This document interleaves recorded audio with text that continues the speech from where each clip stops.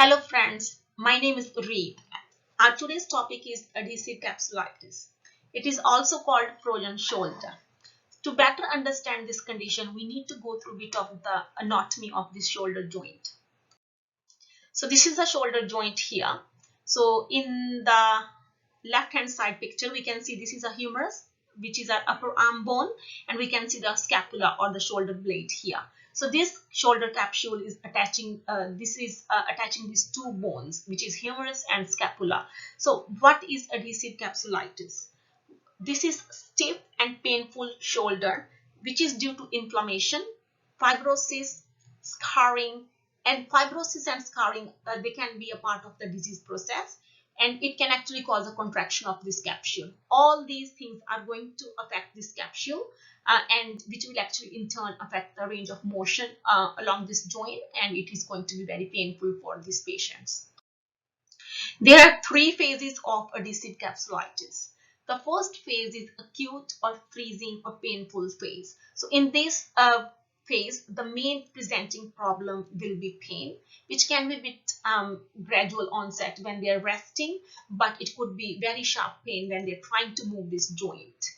It could be very painful at night time, especially if they're trying to sleep on this side. So it means they are having a sleep interruption. So try to think about what other presentation this patient can be presenting to you. So they can be presenting with some journal features, for example, fatigue, anxiety. They might have some gastrointestinal disturbances. They might not be able to concentrate. So these are the other things that needs to be considered in these patients.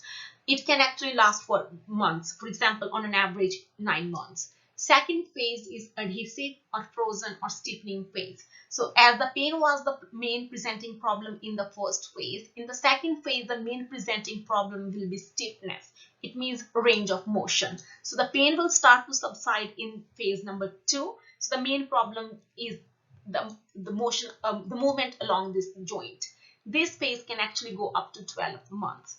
The third phase is the resolution or the recovery phase. It means range of motion as well as the pain will start improving in this phase. This is the longest phase, guys. So it can go to 3 to 11 years. This is a self-limiting disease. It means that it can actually get better by itself. The treatment can actually speed up the recovery process. It means this can actually happen much earlier than 3 to 11 years. What other conditions can be associated with this condition?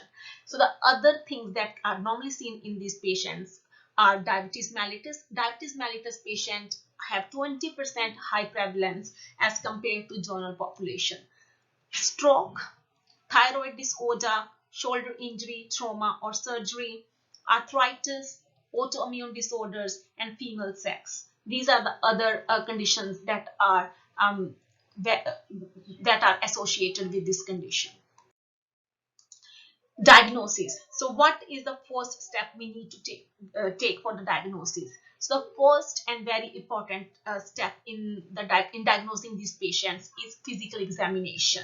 So these patients will present with loss of active shoulder movement, means they cannot lift their arm up by themselves, or loss of passive shoulder movement. It means they are not even able to lift up their arms even with the help, with assistant. Also, they will present with limited external rotation of the shoulder. So we can see that from this picture.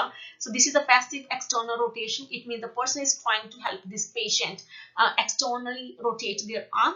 And in this one, the person is trying to help this patient in passive elevation, which is they're trying to help them lifting their arm. This is going to be very painful for these patients.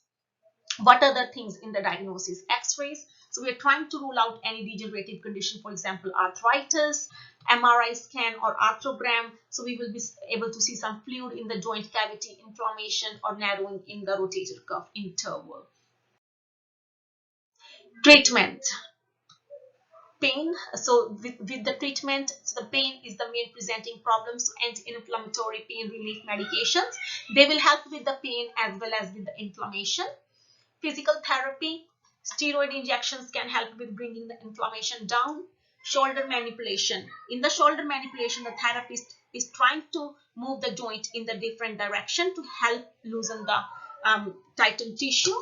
Joint distension. In the joint distension, sterile water is injected into the joint capsule, which can actually help stretching the tissue and make it easier to move the joint.